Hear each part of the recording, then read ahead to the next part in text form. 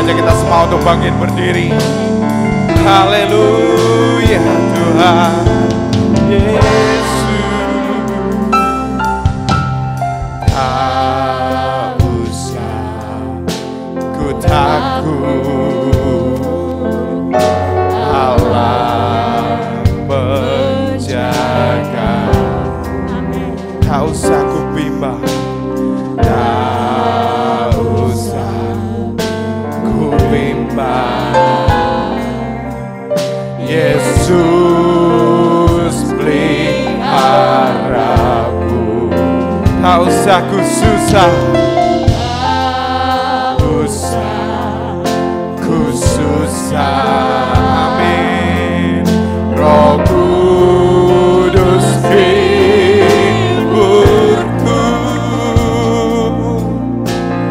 Tak usah ku cemas, Kau memberkatiku. Mari angkat tangan kita. El Shaddai, El Shaddai, Allah Maha Kuasa. Dia besar, Dia Tuhan, Dia besar, El Shaddai, mulia, El Shaddai, El Shaddai, El Shaddai, Allah Maha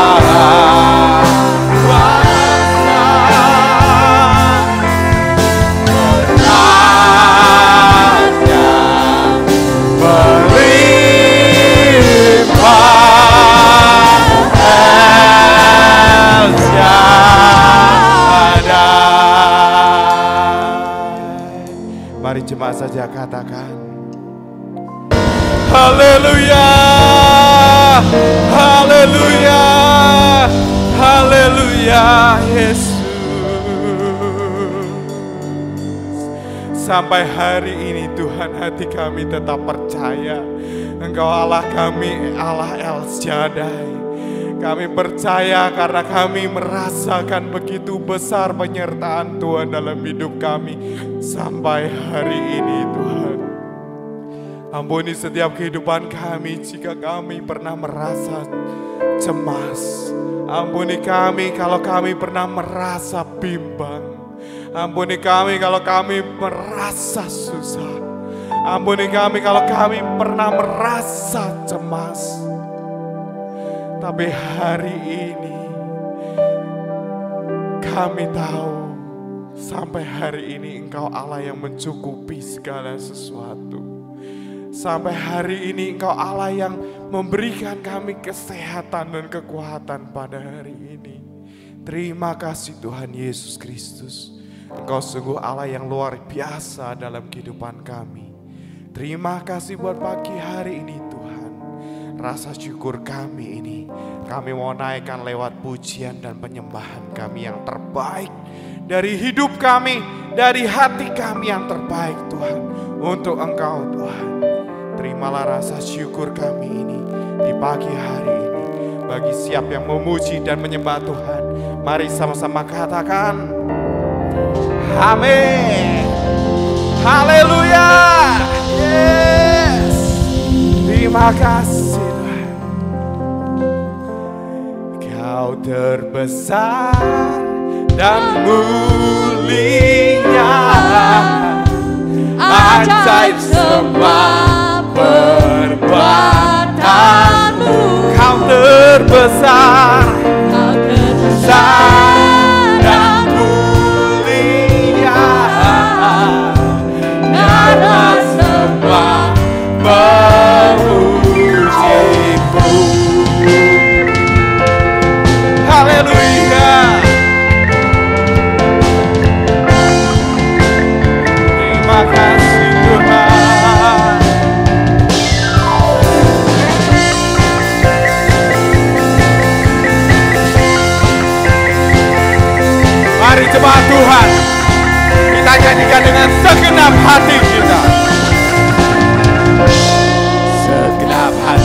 aku memuji, segenap jiwa aku menari, karena Roh-Mu ada dalamku. Tuhan, amin. Angkat tanganku memuji, ku angkat suara dan menari, karena Roh-Mu ada dalamku.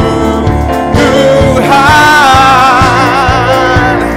mari menari memuji, ungkapkan sukacita kita, ungkapkan sukacita kita. Kau terbesar dan mulia, yes, ajaib semua perbuatanku. Kau terbesar dan mulia, biarlah semua memuji-Mu. Haleluya.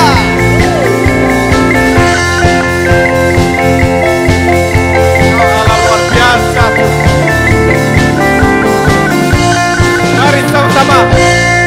Segenap hati aku memuji, segenap jiwa aku menyanyi, karena Roh-Mu ada dalamku. Tuhan, amin.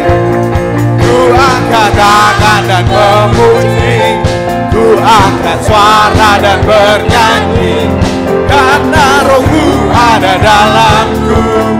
Tuhan,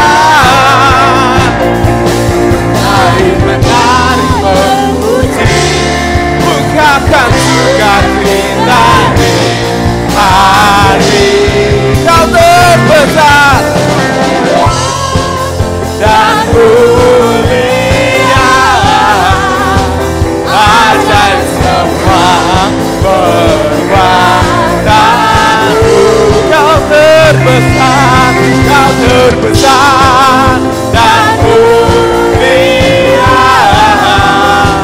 biarlah semua memuji-Mu. Mari jemaat Tuhan, tepuk tangan di atas kepala. Besar dan mulia,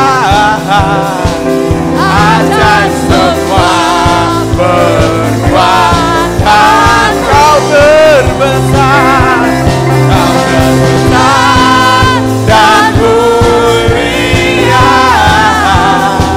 biarlah semua memuji-Mu. Yes Tuhan, hanya Kau Allah kami yang layak dipuji dan disembah.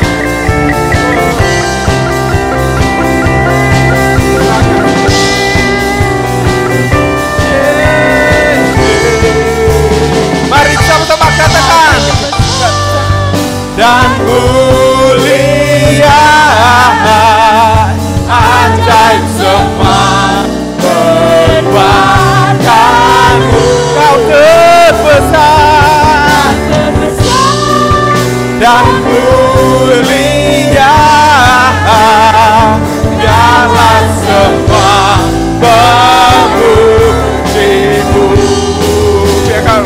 Biarlah semua memuji-Mu, biarlah semua memuji-Mu, biarlah semua memuji-Mu. Haleluya, terima kasih Tuhan.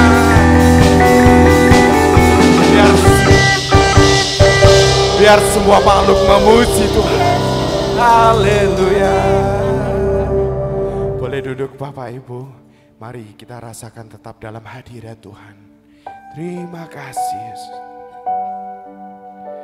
Ini hidup kami Tuhan, mengiringi-Mu seumur hidup kami Yesus. Haleluya Tuhan. Hanya Engkau yang memberikan kekuatan dalam hidup.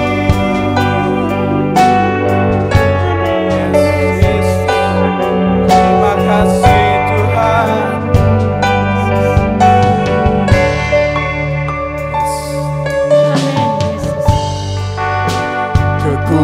kekuatan di jiwaku, Amin Yesus. ketenangan di batinku, Ketenangan di batinku. Amin. Ada dalam hadiratmu, ku menyembahmu. Tersungkur ku di kakimu, tersungkur ku di kakimu. Rasakan hadiratmu. Takkan ku melepaskanmu, kau cahaya. Mari saya ajak kita semua bangkit berdiri. Bagimu, dirimu, seumur hidupku masuk. Yes. Rencanamu Bapa, pikiranku, kehendakku, ku serahkan padamu. Harapanku hanya di dalam-Mu, ku kan teguh bersamamu Tuhan. Jadikanku bencanamu untuk memuliakanmu. Mengiringmu seumur hidupku, masuk dalam rencanamu Bapa. Pikiranku, kehendakku, yes Tuhan, ku serahkan padamu. Harapanku hanya di dalam-Mu, ku kan teguh bersamamu Tuhan. Jadikanku bencanamu untuk kemuliaan-Mu. Oh, jadikan kami bencana-Mu Tuhan.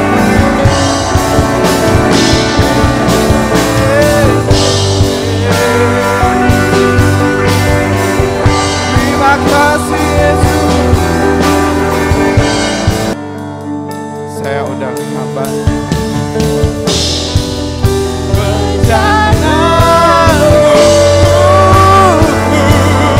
Untuk memuliakanmu, mengiringmu seumur hidupku, masuk dalam rencanamu Bapa.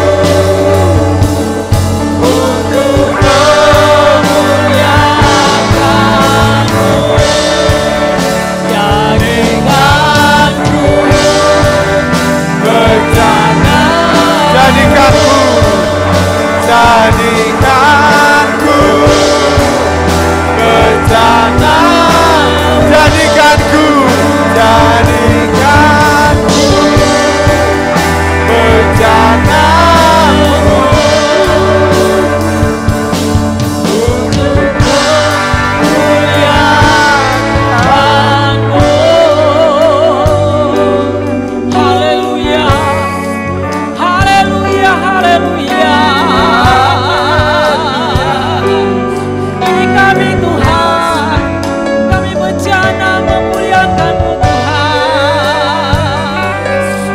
Pakailah kami Tuhan, mengiring-Mu Yesus. Haleluya, haleluya, haleluya. Terima kasih Tuhan, mengiring-Mu Tuhan sampai saat ini adalah satu kehormatan bagi kami.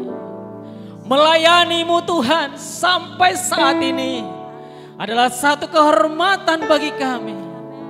Menikmati hadirat Tuhan sampai pada saat ini adalah satu kebahagiaan bagi kami. Terima kasih Tuhan. Terima kasih buat segala pertolongan Tuhan dalam hidup kami. Bagi keluarga kami, bagi pekerjaan kami, bagi seluruh hidup kami. Kami percaya semua karena kami mengiring Engkau Tuhan. Yang terbaik adalah yang Tuhan lakukan dalam hidup kami. Terpujilah Engkau Bapa yang baik. Kami bawa Tuhan Yesus hidup kami. Di mana kami sebentar Tuhan mau mendengar dan mau menerima pesan firman Tuhan. Biarlah Roh Kudus Engkau melawat kami Tuhan, mengisi hati kami Bapa, sehingga rasa haus dan rindu akan firman-Mu memenuhi hati, pikiran dan roh kami. Kami percaya Tuhan, di saat kami benar-benar menerima pesan Tuhan, menangkap pesan Tuhan, kami akan dikuatkan, kami akan dihiburkan, bahkan kami akan dimenangkan lewat kuasa Roh Kudus. Terpujilah Engkau Bapa yang baik, terpujilah Engkau Tuhan Yesus. Haleluya. Dalam tahun ini kita diberikan tema besar The Year of Integrity 2021. Hari ini topik khusus. Saya diberikan tema Old and New Man of Integrity. Manusia lama dan baru yang berintegritas. Saudara kasih dalam Tuhan Yesus, kalau kita melihat dari definisi integritas, sebenarnya orang yang di luar Tuhan juga mereka memiliki integritas. Makanya jangan heran saudara. Banyak orang yang dimuliakan di luar Kristus karena mereka melakukan kebaikan. Karena mereka melakukan perbuatan-perbuatan yang baik sesuai dengan perkataan dan janji-janji mereka. Dan mereka disenangi banyak orang. Tetapi yang menjadi sangat spesial adalah integritas yang kita dapatkan bukan semata hanya kebaikan yang dapat pujian dari orang banyak. Tetapi integritas yang kita dapatkan adalah khusus dari Tuhan. Yang membuat kita berbeda cara berpikir, berbeda cara bertindak di saat kita melakukan segala apa yang Tuhan mau kerjakan dalam hidup kita. Makanya sangat berbeda orang manusia lama dengan manusia baru di dalam Kristus itu sangat berbeda saudara. Saudara kasih dalam Tuhan Yesus, kalau kita lihat saya membuat satu simpulan sederhana secara umum bahwa kata integritas itu adalah integritas Kristiani kesepadanan dengan Kristus. Padankanlah hidup kita dengan pikiran dan perasaan Kristus. Dengan demikian integritas kita mendapat menjadi inspirasi bagi mereka yang belum mengenal Tuhan. Saudara kasih dalam Tuhan Yesus, kalau kita lihat kekristenan itu adalah spesial. Katakan amin. Kekristenan itu adalah khusus.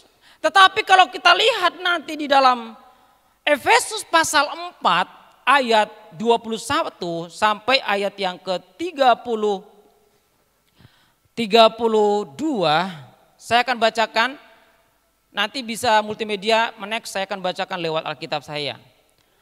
Karena kamu telah mendengar tentang Dia dan menerima pengajaran di dalam Dia, menurut kebenaran yang nyata dalam Yesus, yaitu bahwa kamu berhubung dengan kehidupan kamu yang dahulu harus menanggalkan manusia lama yang menemui kebiasaannya oleh nafsunya yang menyesatkan. Supaya kamu dibaharui di dalam roh dan pikiranmu.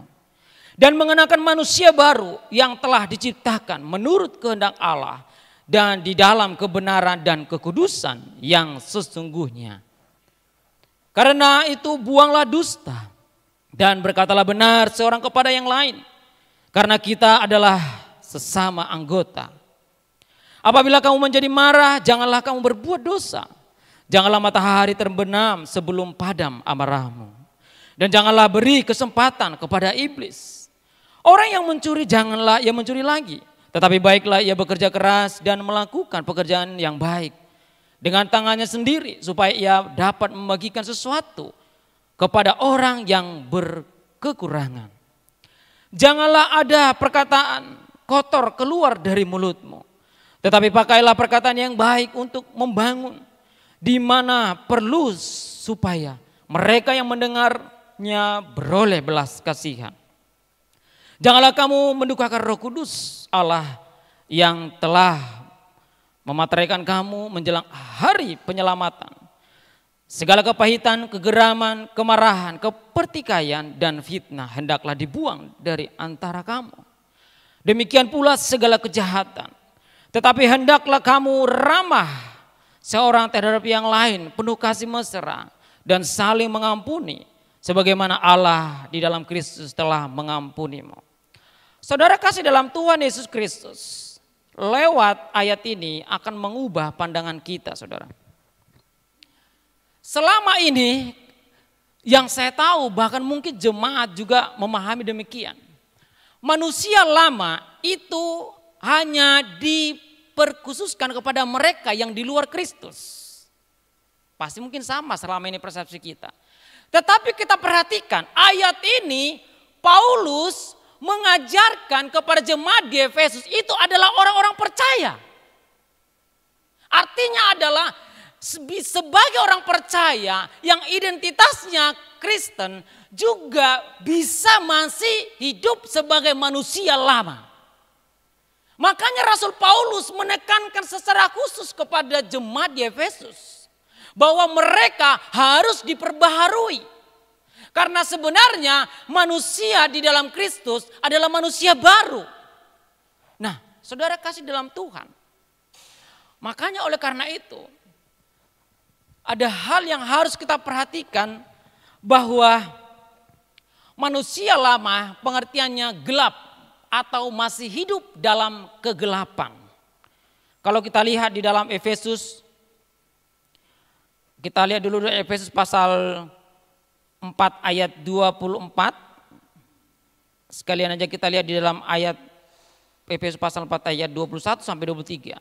Karena kamu telah mendengar tentang Dia, menerima pengajaran di dalam Dia menurut kebenaran yang nyata dalam Kristus, yaitu bahwa kamu berhubungan dengan kehidupan kamu yang dahulu harus menanggalkan manusia lama yang menemui kebinasaannya oleh nafsunya yang menyesatkan, supaya kamu dibaharui di dalam roh dan kebenaran.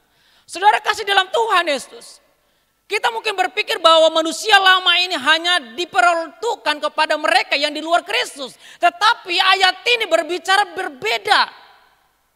Ayat ini tidak hanya berbicara kepada yang di luar Kristus, tetapi kepada orang percaya di jemaat Efesus. Kalau dijelaskan di sini adalah ternyata jemaat di Efesus walaupun mereka menjadi orang Kristen, tetapi cara berpikir mereka, cara tingkah laku mereka sama seperti manusia lama yang belum mengenal Kristus. Bagaimana mereka berpikir, bagaimana mereka berbicara, bagaimana cara pandang mereka tentang kebenaran. Sehingga kita lihat saudara kasih dalam Tuhan Yesus, lewat caranya Paulus menekankan kepada jemaat di Efesus bukan orang di luar Kristen tetapi adalah orang Kristen. Saya memberikan beberapa indikasi bahwa orang seperti ini bagaikan seorang buta yang tidak mengetahui kebenaran dan menjalani kehidupannya. Ia tidak berjalan dalam terang kebenaran, hidup seakan-akan dalam Tuhan tetapi masih terus hidup dalam kegelapan dan terus diperhamba, dan dijajah oleh dosa. Mungkin dia masih orang Kristen, tetapi sakit hati, kebencian, pertengkaran, perkelahian, permusuhan, perseteruan itu masih menjadi cara hidup mereka. Makanya Rasul Paulus menekankan kepada jemaat di Efesus. Memang kamu orang Kristen, tetapi cara hidup kamu, cara berpikir kamu masih seperti manusia lama. Haleluya, saudara. Ini satu penekanan yang sangat dalam, saudara. Karena Yesus memanggil kita sebagai imamat rajani bukan sekedar identitas. Bukan sekedar Kristen saja. Bukan sekedar status kita sebagai orang Kristen atau sebagai orang percaya. Tapi ada satu kehidupan yang nyata. Makanya itu yang dikatakan integritas. Amin. Seperti saya katakan definisi secara umum, orang Kristen, integritas orang Kristen adalah perpadanannya dengan Kristus sama cara berpikir dan segala tindakannya. Sehingga menginspirasi orang-orang yang di luar Tuhan untuk mereka menerima Yesus lewat kehidupan orang percaya. Jadi kalau kita pahami Rasul Paulus ini dalam sekali. Menekankan bahwa kekristenan itu istimewa. Tidak hanya berbicara status, saudara. Tetapi berbicara bagaimana mereka hidup harus menjadi manusia baru. Saudara kasih dalam Tuhan Yesus. Sering sekali kita perhatikan mungkin orang ada rekan-rekan kita, teman-teman kita, dia orang Kristen. Tapi cara hidupnya seperti tidak mengenal firman. Misalnya salah satu contoh, budaya. Orang meninggal, biasanya ada 10 hari, 100 hari, 40 hari, 100 hari. Itu masih dilakukan dan tanpa merasa bersalah, tanpa merasa berdosa. Di saat-saat masa ada budaya tahun baru Cina, mereka pergi ke kuburan sama seperti orang-orang lama. Mereka datang menyembah, mereka memberikan sesembahan. Ini sesuatu yang harus benar-benar serius. Kehidupan di dalam kekristenan harus benar-benar mengalami namanya hidup baru. Bukan sekedar kekristenan. Karena ini berbicara materai Roh Kudus yang dalam hidup kita akan menjadi jaminan kelak kita menghadapi kedatangan Yesus kali yang kedua. Gereja akan disempurnakan. Katakan amin. Oleh karena itu mulai dari saat ini kekristenan harus menjadi sesuatu yang istimewa, yang khusus. Ada banyak juga kita lihat orang-orang Kristen seakan-akan tidak ada membedakan antara mereka, antara dulu dan sekarang setelah mereka menerima Yesus dan sesudah dan sebelum menerima Yesus. Ini memang agak serius, mungkin ini agak tajam. Tapi karena kebenaran terus terang saya tidak bisa kompromi. Harus dikemukakan. Karena apa? Karena jemaat di Efesus mereka demikian. Mereka memang orang Kristen, tetapi mereka hanya identitas. Tapi walaupun mungkin tidak semua. Ada mungkin banyak presentasi mereka yang benar-benar serius. Dan benar-benar mereka mengalami namanya hidup baru ataupun manusia baru. Saudara kasih dalam Tuhan Yesus, jadi sebenarnya yang paling gampang kita pahami bahwa hidup lama ataupun manusia lama itu adalah cara pandangan kita yang selalu gelap. Karena kita perhatikan orang-orang yang tidak mengenal Tuhan, mereka itu tidak memiliki tujuan yang jelas tentang kekristenan. Sehingga waktu mereka mengalami masalah, mereka tidak merasa bersalah, mereka tidak merasa berdosa, mereka meninggalkan pelayanan, mereka meninggalkan gereja, mereka meninggalkan hubungannya dengan Tuhan. Dan mereka tidak merasa bersalah. Kenapa hal itu bisa terjadi? Karena mereka mungkin orang Kristen, tetapi mereka hidup masih sebagai manusia lama. Pikiran mereka, roh mereka belum diperbaharui. Oleh karena itu saudara kasih dalam Tuhan, kita lihat manusia baru adalah orang yang tidak pernah berhenti belajar untuk mengenal Tuhan dan pengajarannya. Maksudnya pengajaran di dalam Yesus sampai menjadi serupa dengan Dia, serupa dengan Yesus dalam kematiannya. Kalau kita lihat di dalam Efesus pasal 24 sampai 27, dan mengenakan manusia baru yang telah diciptakan menurut kehendak Allah di dalam kebenaran dan kekudusan yang sesungguhnya. Karena itu buanglah dusta dan berkatalah benar seorang terhadap yang lain. Karena kita adalah sesama anggota. Apabila kamu menjadi marah, janganlah kamu berbuat dosa. Janganlah matahari terbenam sebelum padam amarahmu. Dan janganlah beri kesempatan kepada iblis. Di dalam ayat yang lain dikatakan, Filipi pasal 3 ayat 10 dikatakan demikian. Yang ku kehendaki ialah mengenal dia dan kuasa kebangkitannya dan persekutuannya dalam penderitaannya, di mana aku menjadi serupa dengan dia dalam kematiannya. Saudara kasih dalam Tuhan Yesus, manusia baru benar-benar ada satu hasrat, ada satu keinginan, ingin mengenal lebih dan mengenal lebih pengajaran Yesus. Dan ingin mengalami tentang kematian Yesus dalam hidupnya. Karena kematian Yesus bukan sia-sia, saudara. Dia mengorbankan segalanya. Dia dicelah, dia dibunuh, dia difitnah, dia dicemooh, dia dilucuti. Itu harga yang harus kita renungkan. Sehingga kematian di dalam Kristus benar-benar mematikan masa lalu kita di dalam dosa. Tidak terasa, saudara. Sebentar lagi kita mau masuki Paskah. Kita harus tahu bahwa kematian di dalam Yesus adalah kematian masa lalu kita, kematian dosa kita bersama dengan kematian Yesus di dalam hidup kita. Sehingga dia bangkit dan memberikan kehidupan masa depan. Jadi saudara kasih dalam Tuhan Yesus, kita lihat bahwa manusia baru ada satu keinginan. Ada satu hasrat ingin mengenal lebih dalam.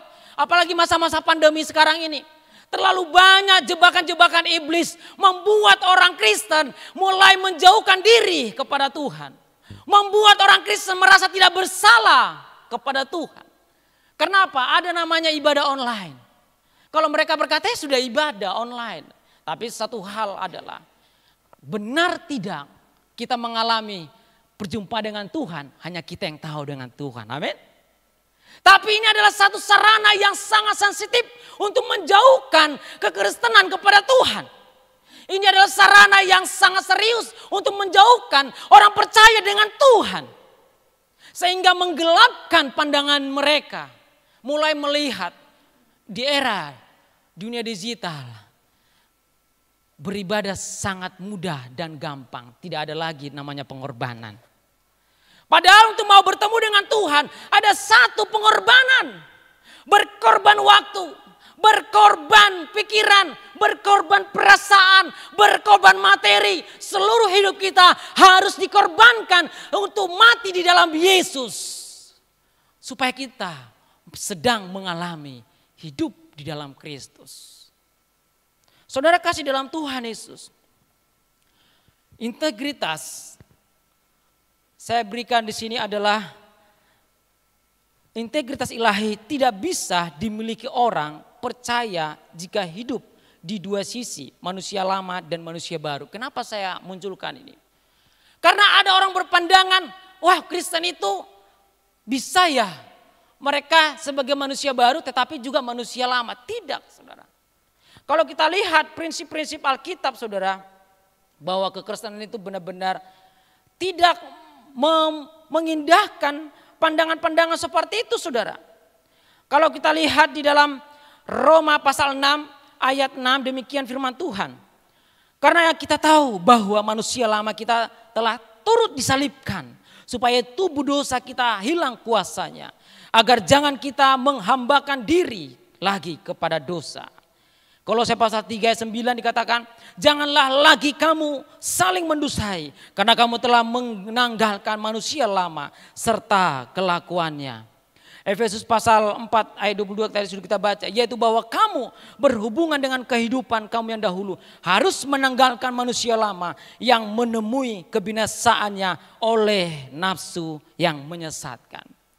Jadi menjadi orang Kristen yang sesungguhnya, menjadi orang percaya sesungguhnya tidak bisa berdampingan hidup masa lalu dan hidup di dalam Kristus. Manusia lama dan manusia baru tidak bisa berdampingan. Walaupun memang kita menjadi manusia baru tetapi tidak sempurna. Tetapi kuasa dosa tidak bisa menaklukkan kita lagi. Katakan amin. Haleluya. Memang benar kita tidak sempurna. Tetapi dosa tidak berkuasa lagi atas kita. Mungkin kita sedang menghadapi rintangan, mungkin kita sedang menghadapi masalah karena ada masalah-masalah dunia sehingga membuat kita mulai mengarah berpikiran, tetapi Roh Kudus akan memberikan kita kendali. Amin. Sehingga apa? Supaya kita tidak bisa dikendalikan oleh dosa. Karena kita sebagai manusia baru sudah hidup di dalam Kristus. Progres. Memang benar. Perubahan itu tidak seperti memutarkan telapak tangan. Perubahan itu adalah proses. Karena ada masa lalu yang harus kita kubur, kita harus terlatih, kita harus belajar dan belajar mengenal Tuhan dan kebenarannya. Supaya kita menjadi serupa dengan Kristus dalam kematiannya, amin. Jadi kalau ada Bapak Ibu jemaat Tuhan yang masih saat ini gampang tersinggung, masih emosian, jangan minder, tetap kendalikan, amin. Tetap kendalikan. Selama dosa tidak mengendalikan kita, maka kita akan menang atas segala kelemahan-kelemahan itu. Apa yang kita pikirkan mungkin membuat kita hari ini seakan-akan lelah dan capek. Saya katakan jangan dikendalikan oleh dosa, tapi Roh Kudus akan memberikan kita kuasa supaya kita kuat. Nah, kita lihat bahwa seperti saya katakan tadi bahwa manusia lama dan manusia baru tidak bisa berjalan berdampingan. Jadi manusia baru lahir baru dalam Kristus adalah orang percaya.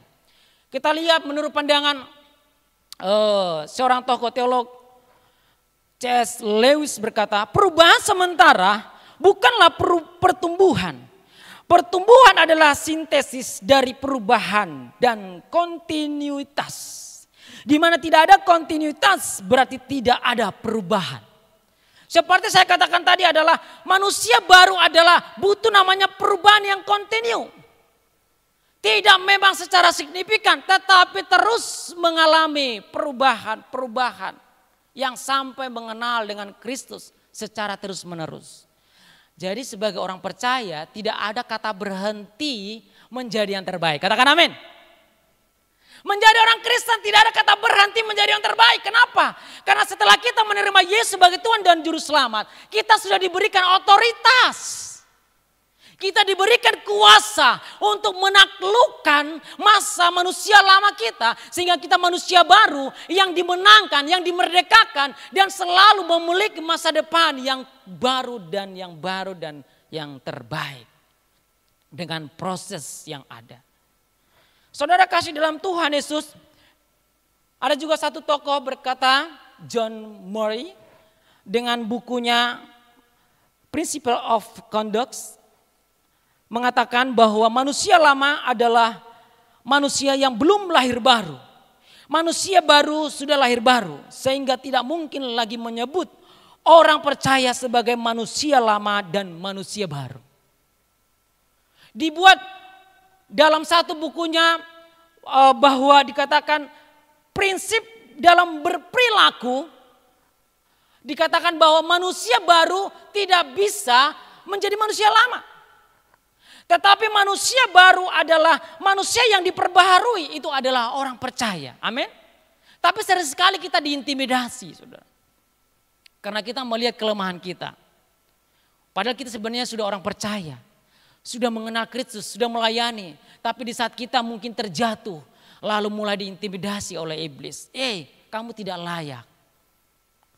Kamu tidak layak untuk bertemu dengan Tuhan. Kamu tidak layak untuk mendapatkan berkat dengan Tuhan. Tapi kita lihat prinsip secara perilaku kekristenan di dalam Yesus. Kita harus menengking intimidasi itu. Amin. Katakan, saya sudah dimenangkan. Amin. Dosa saya sudah mati bersama dengan Kristus. Saya adalah ciptaan baru di dalam Yesus. Sehingga apa? Kita tidak akan bertambah lemah dan menjauhkan diri dari Tuhan. Saudara kasih dalam Tuhan Yesus, saya membuat satu gambaran, saudara. Manusia lama itu adalah gambarannya Goliat. Gambaran manusia lama ataupun kegelapan. Saudara kasih dalam Tuhan Yesus, hidup ini berperang. Hidup ini perjuangan. Bagaimana kita tahu bahwa kita memiliki integritas dari Tuhan dalam proses kita saat berjuang. Kita lihat waktu Goliat berperang dengan orang Israel. Apa yang dilakukan Goliat untuk menghadapi bangsa Israel pada saat itu. Kita lihat Goliat saat itu adalah bergantung pada segala perlengkapannya. Perangnya yang semua terbuat dari tembaga. Baik dari mahkotanya, baik dari baju jirahnya, baik sampai kepada perlengkapan perisai dan semua alat untuk berperang itu adalah tembaga, saudara.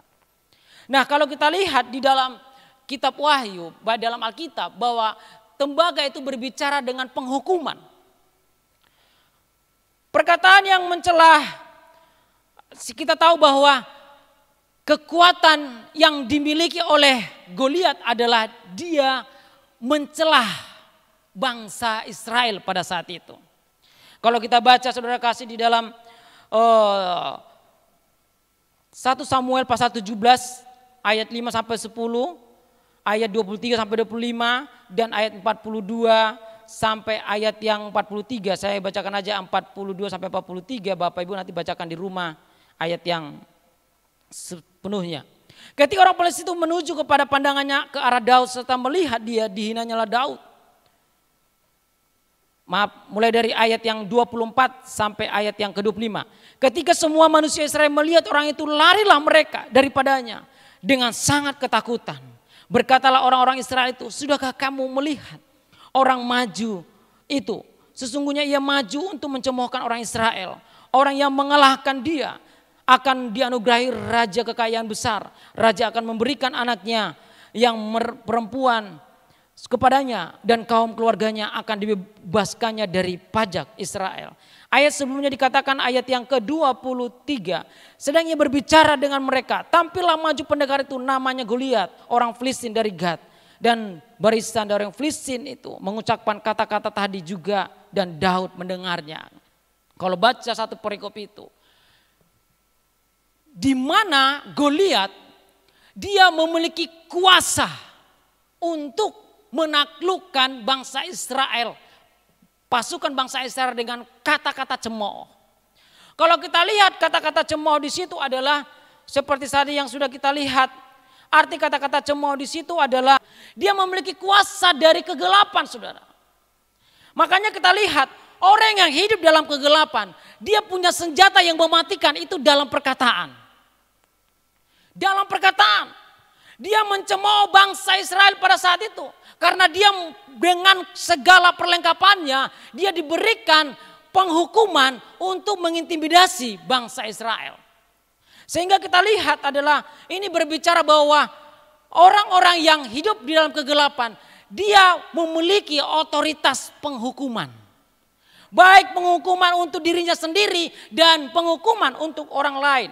Namun kita lihat saudara yang lebih jauh lagi bahwa kalau kita belajar kepada tabernakel ataupun mesbah, kemah suci dari bangsa Israel di pada zaman itu saudara, ada 3 hal yang kita perhatikan, yaitu adalah ada latar, ada ruang kudus, ada ruang maha kudus.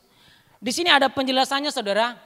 Di ruang ada latar, ini gerbang, ini ada latar. Di latar ini semua segala perlengkapan itu dibalut, disalut dengan tembaga. Artinya adalah kalau kita perhatikan di dalam ruang maha kudus dan ruang kudus dan ruang maha kudus, segala sesuatu perlengkapan itu disalut dengan emas murni. Jadi kita lihat bahwa perlengkapan yang dipakai oleh Goliat sebagai pandangan kegelapan itu sangat jauh dengan tempat ruang kudus dan ruang maha kudus. Sedangkan emas murni berbicara tentang kebenaran. Jadi kalau kita lihat Alkitab sudah memberikan pengertian bahwa tembaga itu berbicara dengan penghukuman. Orang yang hidup di dalam manusia lama, dia dibawa kuasa penghukuman. Dia jauh dari Tuhan. Dia jauh dari ruang Maha Kudus. Dia jauh dari ruang kudus, saudara. Jadi segala sesuatu yang mulai kita alami karena persoalan, karena masalah yang kita hadapi, membuat kita jauh dari hubungan kita dengan Tuhan, ataupun berbicara dengan kebenaran, berarti kita sedang hidup di manusia lama. Walaupun mungkin kita adalah orang Kristen. Kenapa? Karena memang di dalam ruang kudus, ruang Maha Kudus itu berbicara kebenaran. Tidak ada di sana semua perlengkapan yang bertemu dengan Allah yang disalut dengan tembaga, tidak ada. Hanya semua itu disalut dengan emas murni, berbicara dengan kebenaran. Jadi kalau kita masih hidup dalam manusia lama, mengandalkan perlengkapan yang memiliki kekuatan penghukuman itu, maka kita tidak akan bisa bertemu dengan ruang Maha Kudus.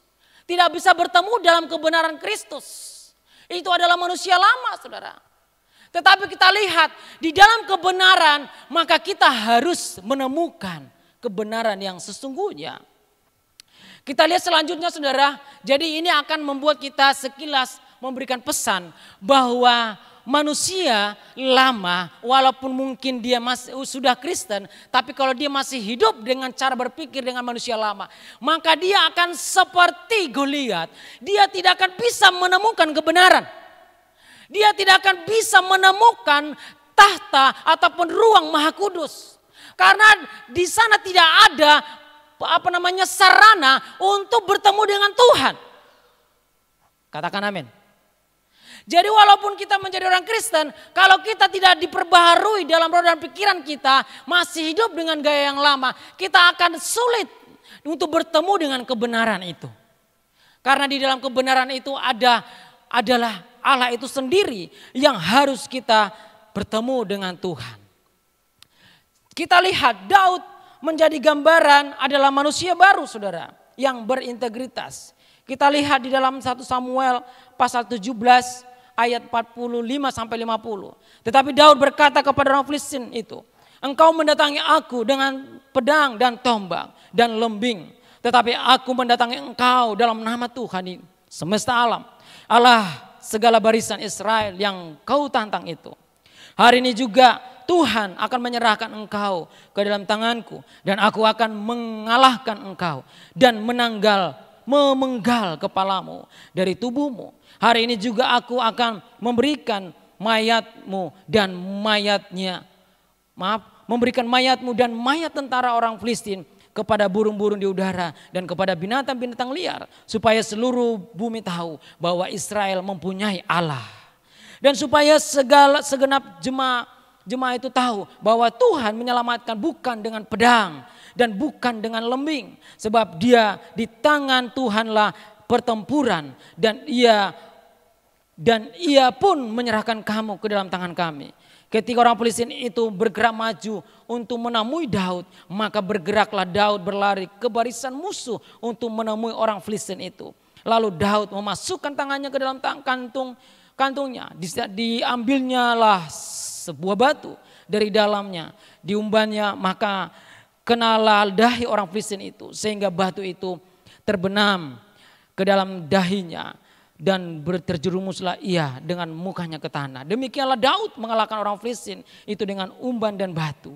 Ia mengalahkan orang Filistin itu dan membunuhnya tanpa pedang dan tangkap. Tapi ini berbicara karena Daud, dia adalah manusia baru.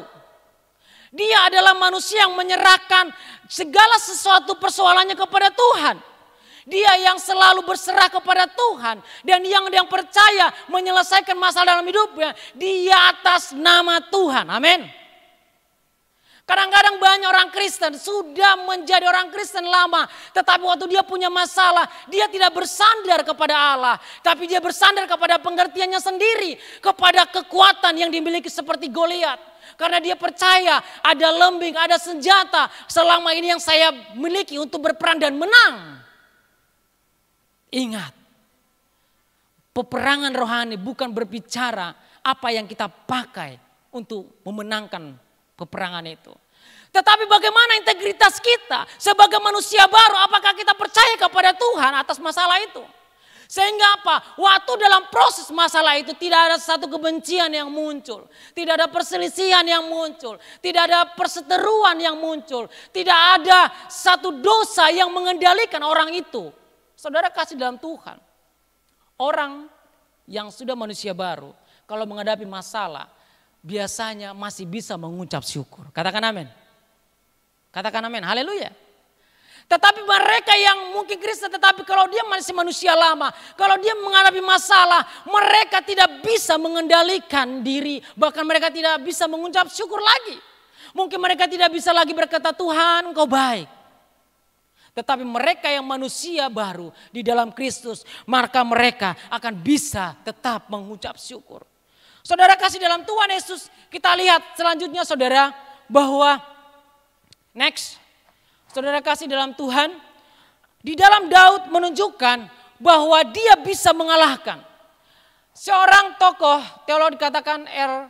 Nightingale berkata bahwa integrity is the seed for achievement, it is the principle that never fails. Integritas adalah benih untuk mencapai berhasil sesuatu, prestasi. Dan ini sebuah prinsip yang tidak mungkin gagal. Orang Kristen pasti sudah lahir baru. Dan pasti itu sudah memiliki prinsip tidak mungkin gagal. Makanya kita lihat orang-orang Kristen walaupun menghadapi persoalan, mereka tetap bisa bersyukur. Mereka masih tetap bisa tersenyum, mereka tetap bisa mengasihi, mereka masih bisa tetap mengampuni. Kenapa? Karena prinsip itu menjadi integritas dalam hidup mereka. Karena integritas itu menjadi prinsip yang kuat dalam hidup mereka, ada Kristus yang membuat mereka menjadi manusia baru, saudara. Ini pelajaran yang sangat penting kepada jemaat di Efesus pada saat itu. Mereka mungkin rajin ke gereja, tetapi hati mereka belum diperbaharui. Masih tetap dengan cara yang lama, ada masalah membenci, ada persoalan saling menyakiti. Dosa mengendalikan mereka. Tetapi manusia yang baru adalah mereka diberikan otoritas, di mana menjadi integritas yang menjadi prinsip yang tidak mungkin gagal. Saudara kasih, masalah tidak akan pernah berhenti sampai Yesus datang kali yang kedua. Tetapi integritas Allah akan menjadi prinsip tidak pernah gagal dalam hidup orang percaya. Amin. Haleluya. Saudara kasih dalam Tuhan Yesus, kita lihat selanjutnya saudara, bahwa manusia baru diperbaharui roh dan pikirannya saudara. Dari mana kita mengenal manusia baru akan kita lebih dalam. Saudara kasih dalam Tuhan, bahwa dikatakan manusia baru diperbaharui dalam roh dan pikirannya. Efesus pasal 4 ayat 23. Supaya kamu diperbaharui di dalam roh dan pikirannya. Kita lihat di dalam ayat 1 Korintus pasal 2 ayat 12 sampai 14, demikian firman Tuhan. Kita tidak menerima roh dunia, tetapi roh yang berasal dari Allah. Supaya kita tahu apa yang dikaruniakan Allah kepada kita. Dan karena kami menafsirkan hal-hal rohani kepada mereka yang mempunyai roh, kami berkata-kata tentang karunia-karunia Allah dengan perkataan yang bukan diajarkan kepada kami oleh hikmat manusia, tetapi oleh roh. Tetapi manusia duniawi tidak menerima apa yang berasal dari roh Allah, karena hal itu baginya adalah sesuatu kebodohan dan tidak dapat memahaminya, sebab hal itu hanyalah dapat dinilai secara rohani. Saudara kasih dalam Tuhan Yesus, ciri khas dari orang yang lahir baru adalah roh dan pikirannya harus diperbaharui. Yang pertama roh. Roh tadi sudah kita baca, roh kita harus diperbaiki. Diperbaiki bagaimana caranya? Membangun hubungan dengan Allah. Kenapa? Karena kita tidak bisa membangun hubungan dengan Allah tanpa roh kudus yang berkomunikasi dengan kita, dengan Tuhan. Karena kita tahu bahwa roh kuduslah yang bisa memberikan kita hikmat di luar dari kemampuan oleh manusia. Karena roh Allah diberikan kepada kita supaya kita bisa menaklukkan segala kelemahan kita. Di dalam Galatia pasal 5 ayat 25 dikatakan bahwa Roh Kudus itu akan memberikan kita dengan ciri khas buah-buah yang menyenangkan dan memuliakan Tuhan. Jadi kalau kita mau saudara dan melihat bahwa kita sudah diperbaharui, kita harus membangun hubungan kita dengan Tuhan lewat ibadah, lewat doa, lewat baca Alkitab saudara. Kita lihat di dalam Yohanes pasal 4 ayat 23 dan 24 sampai 24. Tetapi saatnya aku datang dan sudah tiba sekarang bahwa penyembah-penyembah benar akan menyembah Bapa dalam roh dan kebenaran. Sebab Bapa menghendaki penyembah-penyembah demikian. Allah itu roh dan barang siapa menyembah Dia harus menyembahnya dalam roh dan kebenaran. Akan terbukti saudara, kita manusia baru, manusia yang diperbaharui adalah kita menyembah roh di dalam roh dan kebenaran. Jemaat di Efesus mungkin mereka ke gereja, tapi mungkin mereka hanya menyembah lewat kekuatan mereka sendiri. Kenapa? Karena mereka tidak diperbaharui. Roh mereka tidak diperbaiki. Mereka tidak membangun hubungan mereka dengan Tuhan. Masa lalu mereka tetap menjadi bagian di masa sekarang. Segala kelemahan-kelemahan dulu menaklukkan masa sekarang. Kalau di dalam Kristus kita harus menolak itu. Kita harus mengendalikan kelemahan kita. Supaya kita membangun hubungan kita dengan Tuhan. Saya percaya dan yakin. Di saat itu terjadi, maka Tuhan akan menemukan penyembah-penyembah yang benar di dalam gereja Tuhan. Amin. Di saat kita membangun hubungan kita dengan Tuhan di dalam roh, penyembahan yang benar akan ditemukan di dalam gereja Mahanaim. Penyembah-penyembah yang benar, yang serius, yang murni, yang sungguh-sungguh akan ditemukan di gereja Mahanaim. Jikalau ini terjadi, maka kita lihat kita akan menaklukkan dunia. Amin. Keluarga kita akan dipulihkan. Pekerjaan kita akan dipulihkan. Hubungan kita dengan sesama akan dipulihkan. Dan diri kita sendiri dengan hidup kita sendiri akan dipulihkan bersama dengan Tuhan. Saudara kasih dalam Tuhan Yesus. Kita harus menjadi manusia baru. Menunjukkan dan mengalami penyembahan-penyembahan di dalam roh dan kebenaran. Dan yang kedua adalah pikiran. Pikiran berbicara tentang memperbaharui atau memperbaiki pandangan hidup dan menerima kebenaran Allah. Saudara kasih dalam Tuhan Yesus, kita lihat Roma pasal 1 ayat 20. Roma pasal 1 ayat 21 dan Roma pasal 1 ayat 28. Demikian firman Tuhan. Sebab sekalipun mereka mengenal Allah, mereka tidak memuliakan Dia sebagai Allah atau mengucap syukur kepadanya. Sebaliknya pikiran mereka menjadi sia-sia dan hati mereka yang bodoh menjadi gelap. Dan karena mereka tidak merasa perlu untuk mengakui Allah, maka Allah menyerahkan mereka kepada pikiran-pikiran yang terkutuk sehingga mereka melakukan apa yang tidak pantas. Kenapa kita harus memperbaiki pikiran kita, saudara? Kita harus memperbaiki pandangan kita kepada Tuhan. Kenapa? Karena supaya kita tahu waktu kita saat bertemu dengan Tuhan, di saat kita beribadah kepada Allah, Allah adalah tertinggi dari segala-galanya. Sehingga waktu kita datang kepada Tuhan, jangan memikirkan hal yang sia-sia. Sering sekali saudara kasih dalam Tuhan, ada banyak kekristenan.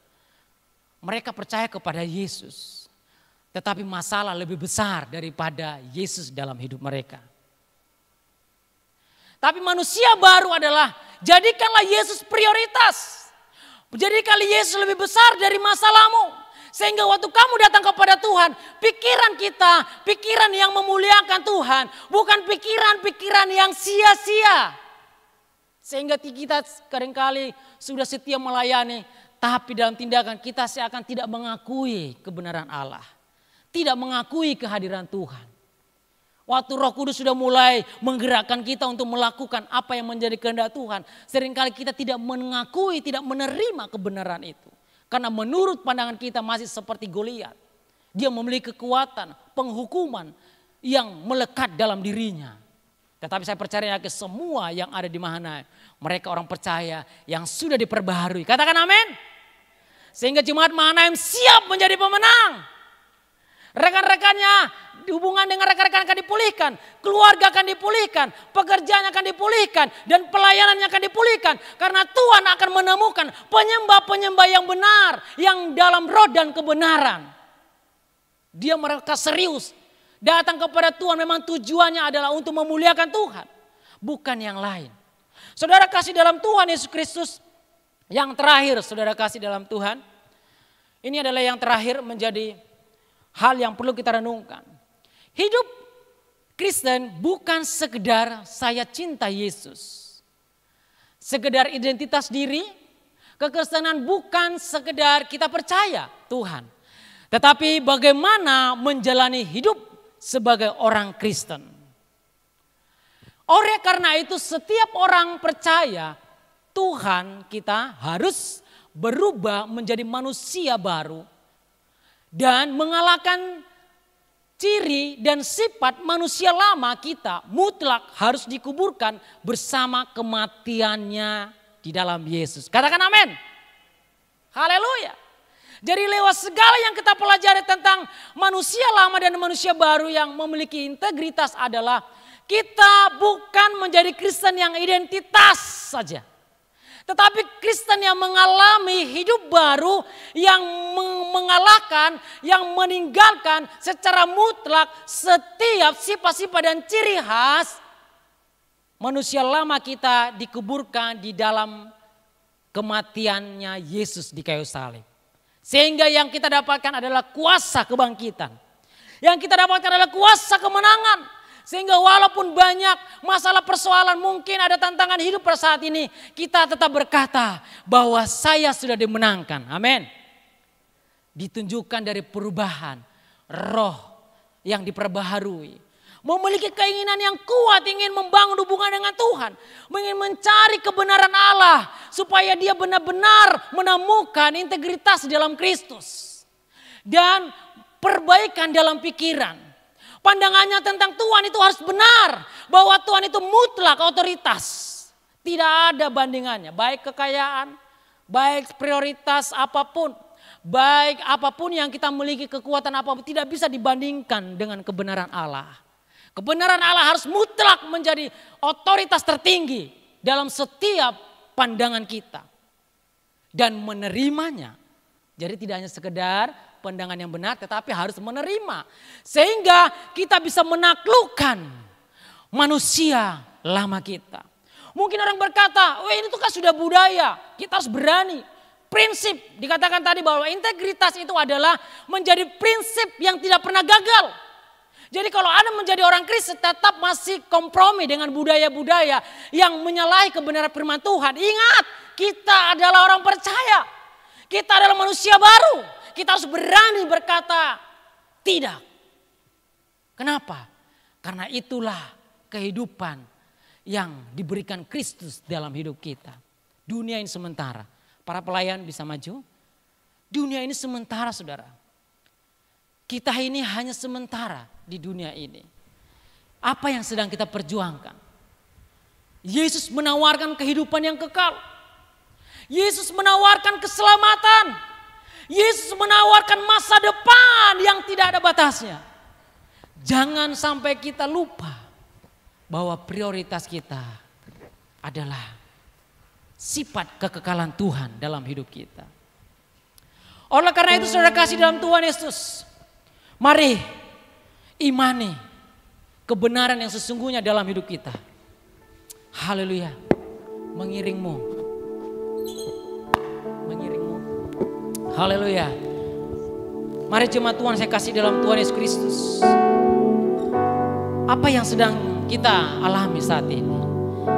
Apa yang sedang kita pergumulkan saat ini? Mungkin pengiringan kita dengan Tuhan. Karena ada rintangan yang sedang kita hadapi. Kita mulai lemah. Sehingga kita mudah melihat ke masa lalu. Tapi saya katakan Tuhan sudah menaklukkan segala masa lalu kita. Manusia lama kita dikuburkan mati bersama kematiannya di kayu salib. Tetapi kita sudah bangkit dari kemenangan. Kita bangkit menjadi orang-orang yang dimenangkan. Haleluya.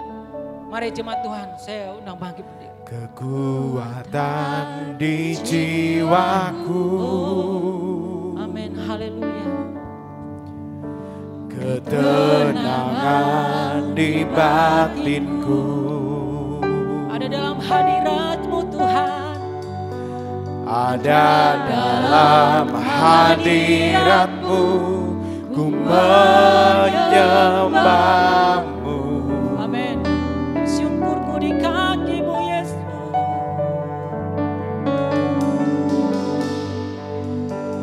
Tersungkurku di kaki-Mu, rasakan hadirat-Mu. Terima kasih Tuhan buat kebaikan-Mu. Takkan ku melepaskan-Mu, Kau cahaya bagiku. Menginginmu seumur hidupku. Amin. Masuk dalam rencana-Mu Bapa. Pikiranku, kehendakku, Yes. ku serahkan padamu. Harapanku hanya di dalam-Mu. Ku kan teguh bersama-Mu Bapa. Jadikan-Ku bencana-Mu untuk memuliakan-Mu.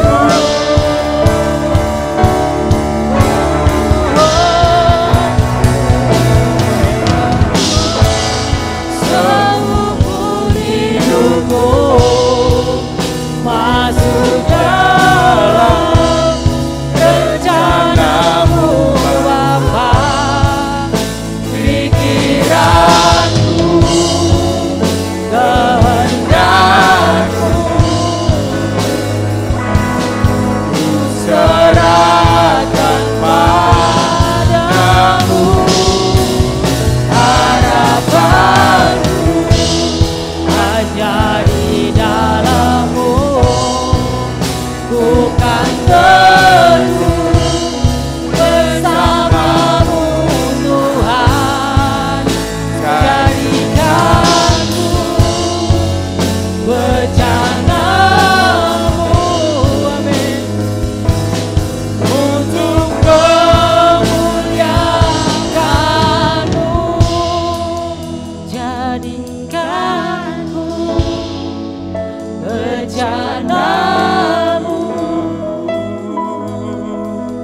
untuk memuliakan. Jadikan-Ku Tuhan, jadikan-Ku bencana-Mu, amin, untuk memuliakan.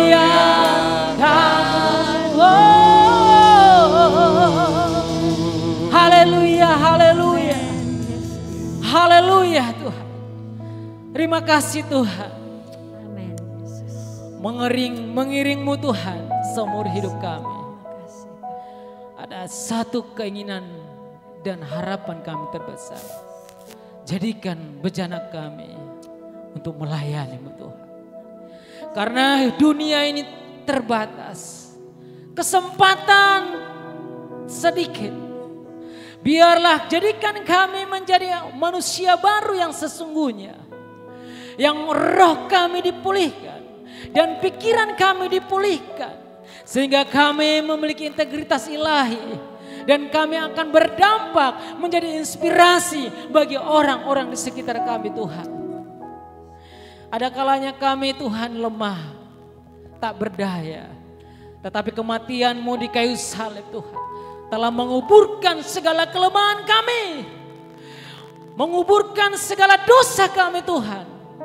Sehingga kami diberikan kemenangan. Kami sudah menaklukkan dosa di dalam kematian Yesus.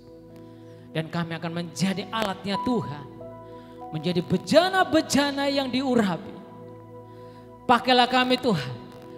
Sehingga kami menjadi jemaat, menjadi umat-Mu, hamba. Menjadi penyembah-penyembah yang menyembah dalam roh dan kebenaran Tuhan. Kami percaya Tuhan. Di saat itu terjadi dalam hidup kami, keluarga kami akan dipulihkan, pekerjaan kami akan dipulihkan, pelayanan kami akan dipulihkan Tuhan. Karena kami sudah dimenangkan. Terima kasih Tuhan.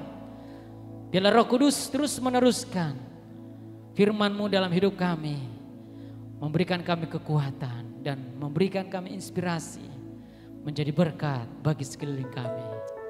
Baik jemaat-Mu yang ibadah secara online, terlebih kami ibadah yang bertemu dengan saudara seiman. Kami sudah diberkati, kami sudah dipulihkan di dalam nama Yesus. Semua yang percaya katakan amin. Haleluya.